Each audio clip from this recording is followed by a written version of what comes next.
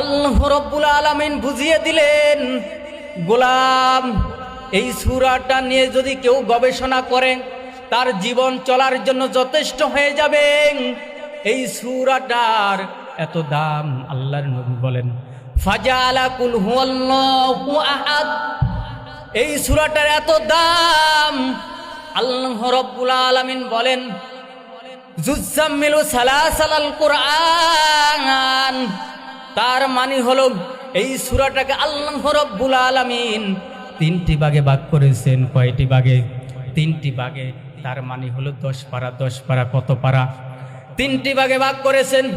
আল্লাহর কোন গোলাম বুঝে অনুধাবন করে যদি একবার পড়তে পারে তবে 10 পারা পরিমাণ সওয়াব আল্লাহ তাআলা তার আমলনামায় লিখে দিবে। 10 পারা পরিমাণ সওয়াব তার আমলনামায় লিখে দিবে। আর যদি 3 বার পড়তে পারেন আল্লাহ রাব্বুল আলামিন একটি কোরআন খতম করলে যেই পরিমাণ সওয়াব হয় ওই পরিমাণ সওয়াব আল্লাহ তাআলা দান করে দিবে। তবে এই সূরাটার দাম কত বেশি? এই সূরাটা কেন নাজিল হলো? কোন ঘটনাকে কেন্দ্র করে নাজিল হলো? কোন প্রেক্ষাপটে নাজিল হলো? আল্লাহ রাব্বুল আলামিনের এই জন্য আমাদের জানা দরকার আছে না নাই? মক্কার কিছু কুরাইশরা আল্লাহর নবীকে ডেকে বললেন, ইয়া মুহাম্মদ সিফলানা রব্বাক, আপনার প্রভুর পরিচয় দিন। আহুয়া মিন জাহাবিন, আপনার প্রভু কি স্বর্ণের তৈরি? আনমিন খসাবি, নাকি এলনোমিয়ামের তৈরি? আনমিন নোয়াসিন, নাকি কাঠের তৈরি? কি বলল ইহুদিরা? ও নবী, আপনি কি স্বর্ণের তৈরি? আপনার প্রভু কি স্বর্ণের তৈরি, নাকি কাঠের তৈরি, নাকি এলনোমিয়ামের তৈরি? এই কথা যখন মক্কার কুরাইশরা বলল তখন আল্লাহর নবী চিন্তা মাথায় এসে গেল।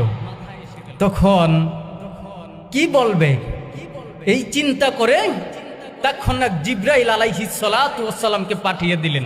কাকে? জিবরাইল আলাইহিস সালাতু ওয়াস সালামকে। জিবরাইল এসে বললেন, ইয়া মুহাম্মদ, হে মুহাম্মদ, আপনার প্রভু স্বর্ণের তৈরি না, কাঠের তৈরি না, এলনোমিয়ামের তৈরি না। কুল হুয়াল্লাহু আহাদ, আল্লাহ রাব্বুল আলামিন যিনি, আল্লাহ রাব্বুল আলামিন হচ্ছেন তিনি, আল্লাহ রাব্বুল আলামিন হচ্ছেন একক। ও বান্দা, যখন একক বলবেন 2 হওয়ার সম্ভাবনা থাকে না। যখন এক বলবেন 2 হওয়ার সম্ভাবনা থাকে। 2 হওয়ার সম্ভাবনা থাকে না। একের পরে কি? একের পরে 2। এক যখন বলবেন 2 হওয়ার সম্ভাবনা থাকে। এই জন্য আল্লাহ রাব্বুল আলামিন বললেন একক। এককে কোনো কিছুকে ভাঙ্গা যায় না, আলাদা করা যায় না। এই জন্য আল্লাহ রাব্বুল আলামিন প্রথম আয়াতের বক্তব্য বলে দিলেন, হে রাসূল